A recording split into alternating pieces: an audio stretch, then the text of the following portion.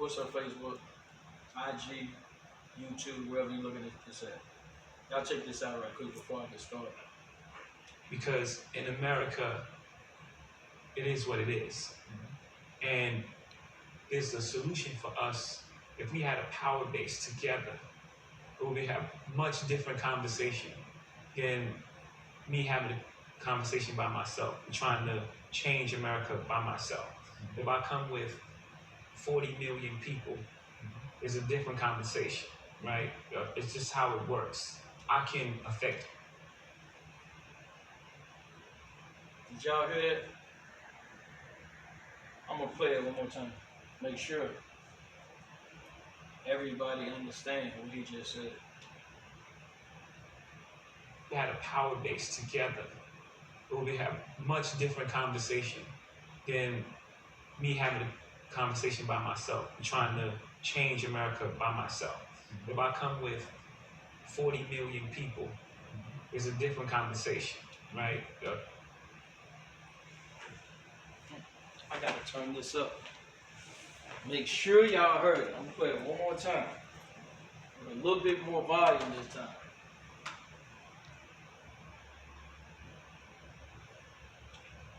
Conversation by myself, trying to change America by myself. If I come with 40 million people, it's a different conversation, right? That's all I've been saying the whole time I've been back in the States. 300, that's what 300 is. It's a power base. It's 2020 now. In my opinion, every major city with a large population of black people should produce a Jay-Z. Its own Jay-Z. Every large city in America should have its own Jay-Z. Quite recently I've said that Jay-Z being a billionaire or whatever, even being close to being a billionaire, could do a whole lot by himself. But now that I looked at this interview, I'm saying, and I've never been anywhere close to having that much money.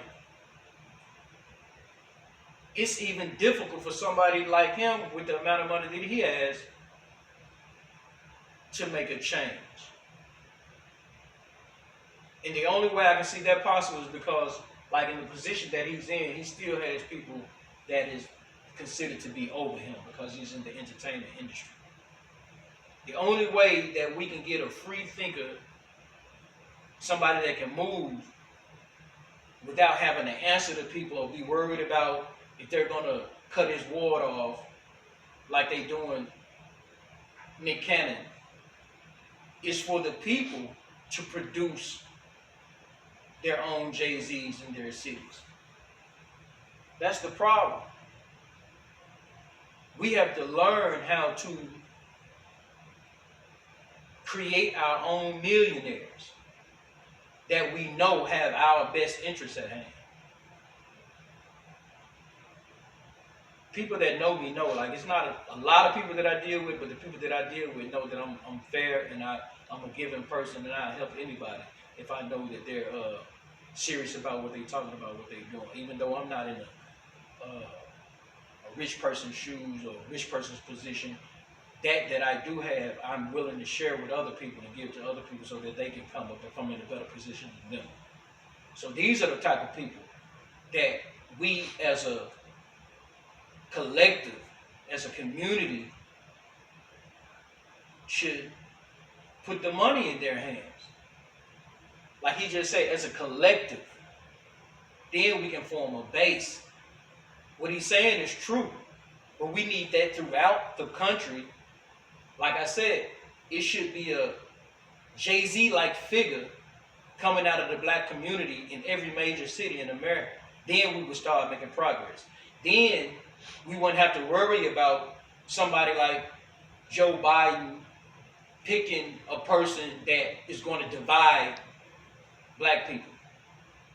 Because to be honest with you, that pick he made with Kamala Harris is only looks like to me a tool being used to divide the people. Because, like he said again, we don't have a base. If we had a real base, we would have a person that we could present. And if you don't choose this person, we're not voting for you anyway. This is the person we want because we are base and we have a base and we've sat down and thought about it. These Jay-Z like figures, these Oprah Winfrey like figures that's coming out of the black community that has the black community's best interests at hand, that has money, clout, and power. Their constituency, meaning the city that they're from, the people that they represent, are with them 100% because they've already talked to their people in their respective communities and respective cities. So we're all in on the same thing. That's a real base. And when you form a real base like that, that's power. Now everybody's just like, oh, I don't like her. She put a lot of black people in jail. Oh, she's an AKA, or she went to an HBCU. She is good, and y'all down on the black woman. And it's just a lot of, because there's no base, and there's nobody that the people respect. Like there's no organization that the majority of the people respect can agree on.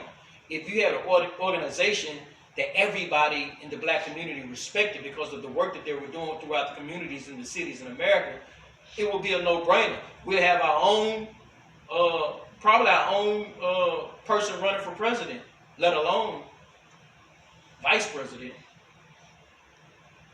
because we are organized and have a base, and we moving as a unit. I said all of this to say this. I had a meeting today. This is where I'm just coming from.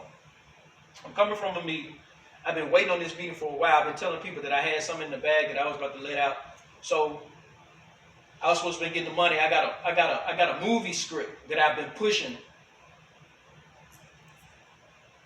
on and off for a while now, since I've been back in the States. Finally get to the point to where it looks like I'm about to get this money from the city, or, actually connected with the private investor. Now I go to the meeting. Now it's like, oh, because of the pandemic or whatever, everything is going to be pushed back to 2021. Then we'll open the discussion back up again. That's what happens when people like myself, who haven't had a platinum album or won Grammys or ran footballs and won Super Bowls or NBA championships or anything of that nature. I haven't won the lottery or whatever, just coming up from the mud without coming through the system to where I've been cut a big check to where everybody knows. This is what happens. We're at the mercy of these corporations or these other organizations that don't have the best interests at hand for our people. We're at their mercy because we got to go through them all the time to get funding for whatever it is we want to do.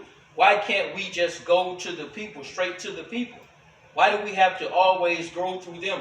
It's almost like we've shot ourselves in our own foot because we don't respect people until they are validated through the people that we claim that are oppressing us. We don't respect people until the people that we claim are oppressing us, put them up on a pedestal to where they're above us, and everybody looking at Jay-Z to do this. Everybody looking at Oprah Winfrey to do this. But they in bed, or they got their money or their checks from the people that we claim are oppressing us. So why would we expect them too much out of them, even though some of them might be trying to do what they're doing? But I know if I had $1 billion, ooh, come on, it's so much stuff that could be done with $5 million in each city. You could do a whole lot of work if you put the money. If you form an infrastructure in these cities, and that would be my mission, to go inside these cities, forget all the talking, with money, and then the people will get behind you. I told somebody the other day in the meeting, and we went back and forth about, what this person could be doing. I don't really know. I don't know Jay-Z personally. He could have a good heart. Hopefully he does. I don't know. But I don't see Jay-Z in the hood nowhere. With all his money, I don't see him, I don't see it his mission to be inside these cities building infrastructures so that black people like himself that were creative and are artists or whatever they do, they could have a place to go to if they needed loans to start businesses. I don't see him in these cities actively trying to build infrastructure so it will become easier for people that come from places like where he come from. It will make it easier for these people to make a come up, to get in business, to put their art out there. We have to do it ourselves. And I do believe that if we start creating, I'm talking East City, not just Memphis, but I'm in Memphis, so I'm going quite naturally. I want to start in Memphis, man. Detroit, Atlanta got a lot of people that's got a lot of money. I don't understand why we still acting like we're in a position to where we're being oppressed when we got all these people with all this money. Maybe they not close enough to the people in the community to really make strong moves, or maybe they got into a position to where they're afraid now to put their lives on the line. Because when you really, I think, got the best interests of black people at hand, at your heart, I think you put your life on the line. I don't think these people are willing to do that like it used to be. Like Fred Hampton, like the movie they about to make with Fred Hampton and Martin Luther King and Medgar Evers and all the people that the Huey P. and Bobby Seale, all of them. I don't think that same energy, that same spirit is in a whole lot of people today. And the people that it is in, they don't have the funds to move. This is a capitalistic society. It has gotten more and more capitalistic over the years. So they've tightened up on the people that they're allowing to get this money. They don't want you to get the money and form a revolution. They're not going to help you fund your revolution. And the revolution is economical. If you can curb even 10-20% of what they got going on, if they losing that, they ready to jump off buildings because that's the game. They don't want to lose any money. Especially the black dollar, when they saying it's in 2020, we projected to be spending $1.4 trillion. So we have to learn how to create our own millionaires so that we can put our own story out there. I'll be willing to bet any kind of money it is not black people back and producing that movie, Judas and the Black Messiah, about Fred Hampton and the Chicago, Illinois Black Panther Party. I would be willing to put any kind of money behind it. It's not being produced by black people. So even though that story needs to be told, we are not going to reap the benefits of it. We need to put the money in the people's hands, in the artists' hands, in our city. Don't come and get artists out of the city and take them away from the city, meaning taking that money out of the city, that revenue that we need so badly in this city. Don't take them away from here. Let's stay here, make the money, package our product that we produce, which is we should control entertainment in Memphis. We should be controlling it. Nobody else should be controlling it. We should be making as much money with black entertainment as our counterparts in Nashville are making with country music and the entertainment that surrounds that industry.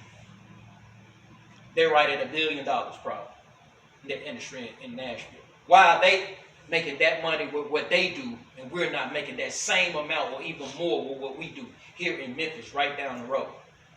Because we're not organized. We don't have a base. We too much in competition with each other. And I think the time is now for us to cut that out. That is over with. It's some good people in Memphis that would do some good things if the money was right. If the money was there, and the money is there, we just got to point our money in the right direction. And what I'm saying right now is I don't have time to wait to 2021 to wait on these people to decide whether they're going to help me fund this movie or not. I'm going to start off with my own little money that I have left, because the business that I had, which was downtown, people who know me know I had the Hedman building downtown. The pandemic shut that down. So we had to close shop on that. So now I'm thinking, look, now it's time to jump back on the movie. And it's full-fledged ahead. Pedal to the floor. Foot on the gas. So I'm going to use the small little money I got just to start, and hopefully the people will get behind it, because with this movie, and I want it to be all people talking about, let's get Chris Brown, or let's get this person with a big, we don't need that. My movie is called Bucking, a Memphis story. I don't need a Chris Brown.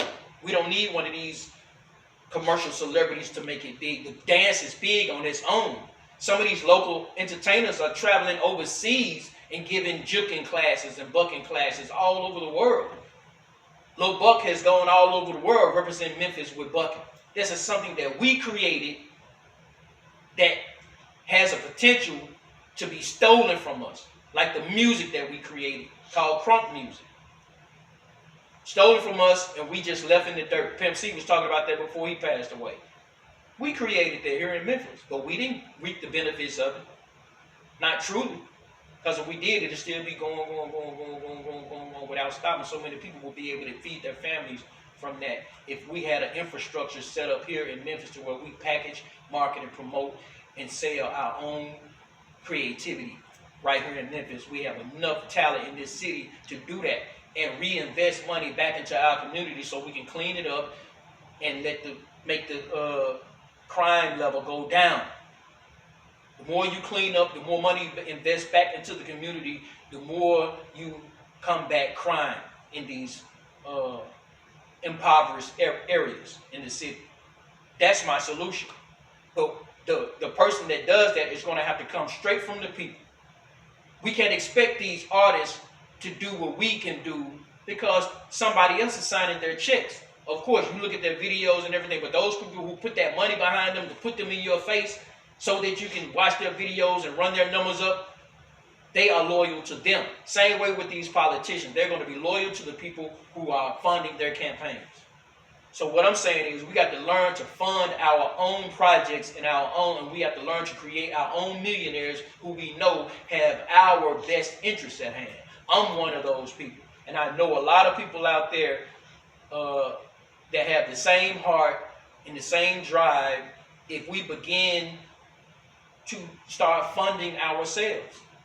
We have to have a base. We have to be focused. And I think this movie, it will employ a lot of people. So like I said, I'm going to start with my own money. I'm going to jump out there and face everybody to me. You can't use your own money, man, because if you don't go, you're going to be broke. You're going to, man, look, it's too late for that. I wrote this movie 10 years ago. Now it's time for this to come out. Bucking, a Memphis story. This is the script right here. All you buckers, all you jukers in the city, tag this video, yourself in this video. If you know somebody that's bucking and juking, tag them in this in the comments so they can be informed. And we're going to have the casting call because we're about to shoot a proof of concept. Within the next month, we're going to be shooting a proof of concept. So we need everybody that's going to be in that first scene. We need to find them right now. It is going to be a paying gig. I'm starting this off with my own money. Hopefully people will jump in. You can cash out me at $PFG 300 strong on Cash App. If you want to, support the movement, I'm going to be putting music up.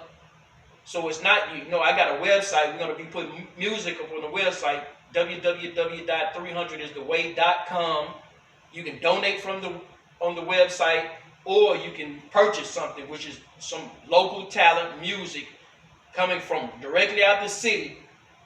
$1, $2 per track or whatever. Just contribute in these type of ways. Look, and the money will be going into this movie. We're trying to raise $300,000 to get this movie done. It will be a paid gig.